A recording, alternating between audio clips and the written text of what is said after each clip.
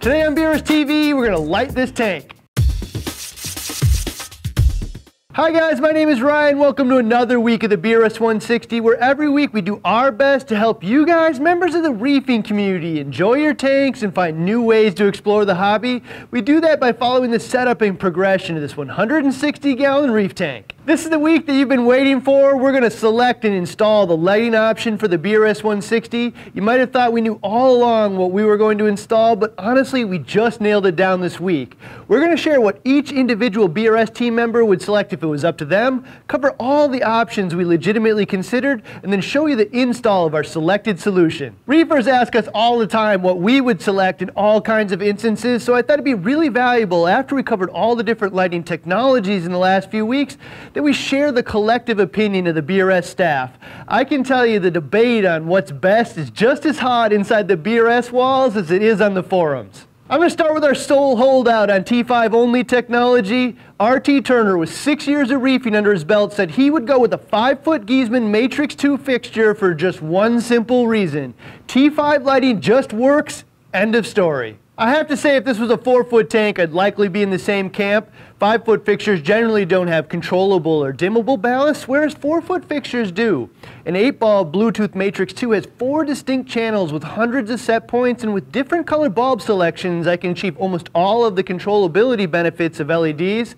Trade-off is bulb replacement and no shimmer, which I might be willing to make. However, because 5-foot bulbs are not dimmable, I personally wouldn't select T5 as the best possible option for this 6-foot tank. Our finance director, Jay, with 2 years of reefing, was a sole holdout for LED only and would select 3 to 4 radions for the tank. He just finds the technology advancements really attractive and the user interface to be super easy to use and plug and play from his vantage point. Chad, with 10 years of reefing, says the Giesman Spectra T5 Halide Hybrid because of the shimmer, proven results, and the professionally built attractive fixture. Nick, with 19 years of reefing, also said the Giesman Spectra T5 Halide Hybrid because of the exceptional light coverage, spread, and intensity, backed with enough controllability via bulb changes with varying on and off times for the bulbs. Also feels a radium bulb produces the best color in any tank he's run in 19 years. Jason, with 4 years of reefing, gave one more vote for the Spectra T5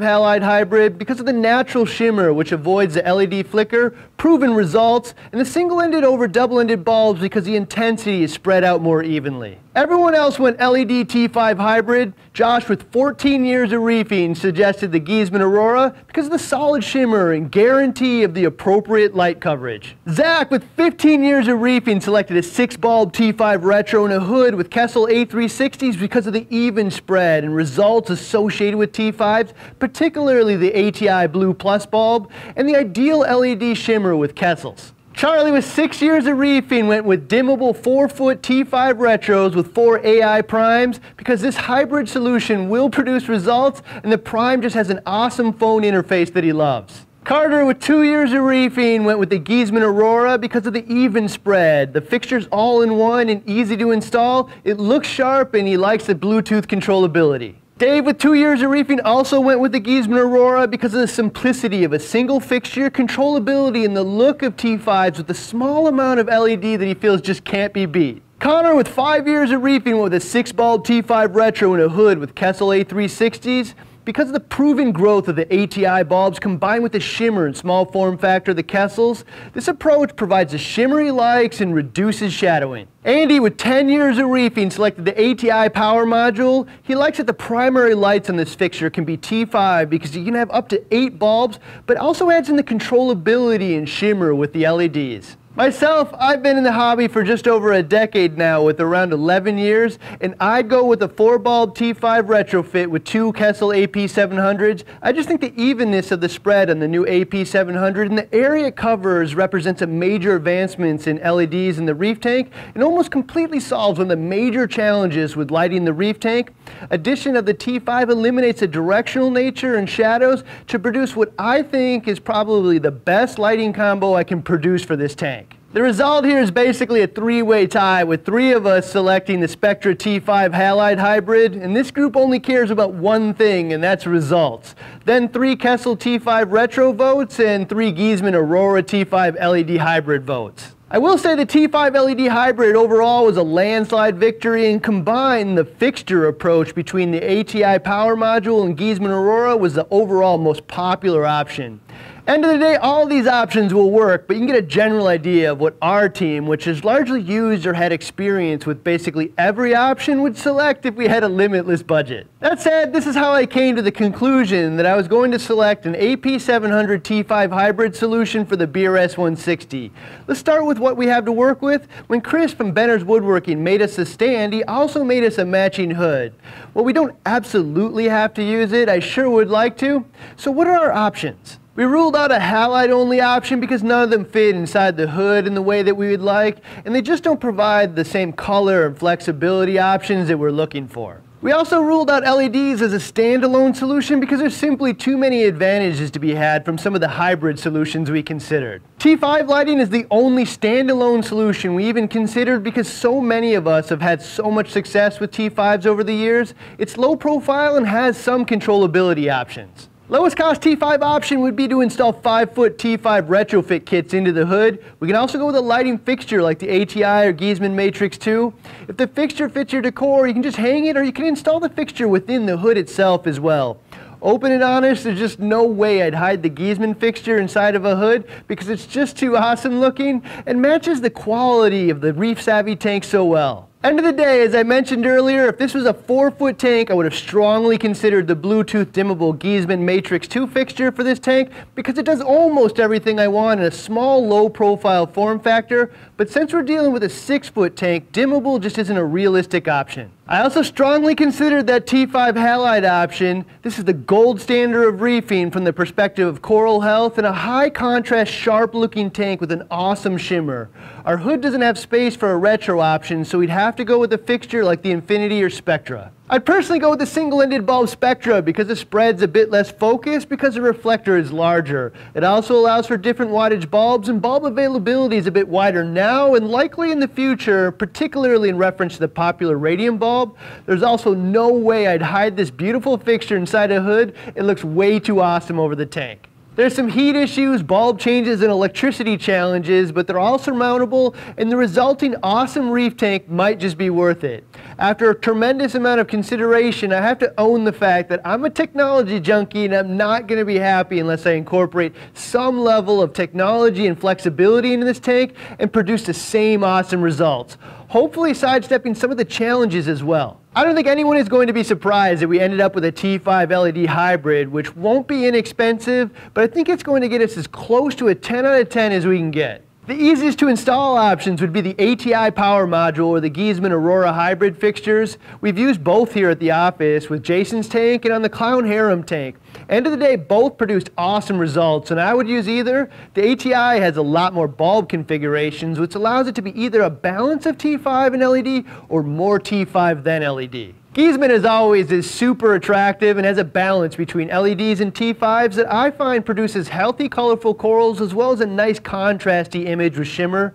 End of the day, if I didn't have a hood sitting here, I'd almost certainly select one of these fixtures. However, I do have a hood, and I think we can produce something really amazing with the retro option. There are three main types of retrofits for T5s, with the Giesmann, which is lower profile vertically, the Hamilton, which is lower profile horizontally, and the LET Retro, which is the lowest profile on both fronts but requires more installation steps and wiring. I'd personally use any of them. It's more about space left over after we select the LED component than anything.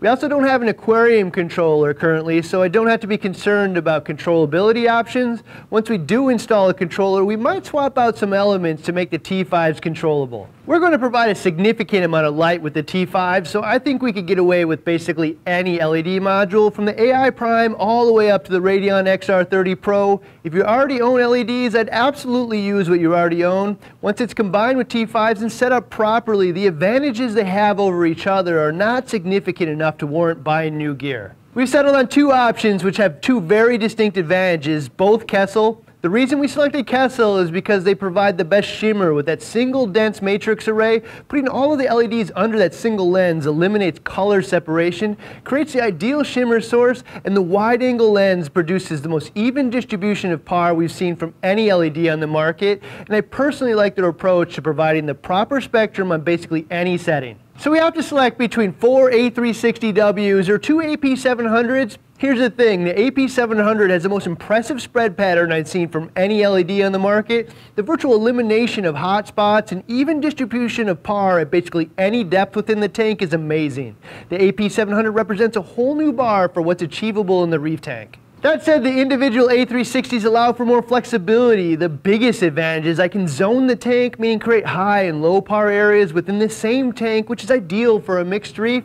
Combined with a par meter, an installation like this offers a level of flexibility and even spread that basically no other solution will provide. The A360s will also work with the Kessil spectral controllers as well as your Apex. You can not only dim them for dusk to dawn effects, you can actually simulate the sun traveling across the sky from left to right throughout the entire day and the changes in intensity that provides. I think you could debate the advantages and disadvantages of both options all day long, and end of the day I made the decision based on one factor. I want as few cords coming out of the hood as possible and fewer things to manage, so we're going to go with 2 Kessil AP700s, and while I'd like to use the Giesman T5 Retro, there just isn't room, so we went with 2 Hamilton Aruba Sun Retro kits. Install was super simple. Just center the Aruba Suns and secure them with the 4 screws. The included reflectors just clip onto the bulbs.